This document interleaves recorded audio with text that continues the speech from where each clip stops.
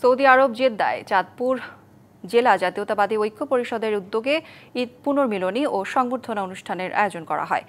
Jeddah প্রতিনিধি AR Noman জানান, এতে সভাপতিত্ব করেন সভাপতি চাঁদপুর জেলা ঐক্য পরিষদের সভাপতি সোলায়মান হক ভুট্টো। অনুষ্ঠানের যৌথ সঞ্চালনা করেন ইউসুফ গাজী ও নূর হেলাল।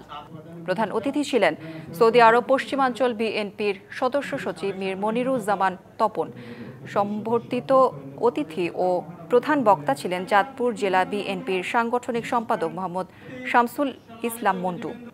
বিশেষ অতিথি ছিলেন নাসির উদ্দিন ব্যাপারী, তারেক খান রিপন, আব্দুর রহিম মনা, শাকিল আহমেদ রাজ, ইউনুস ব্যাপারী সহ অন্যরা।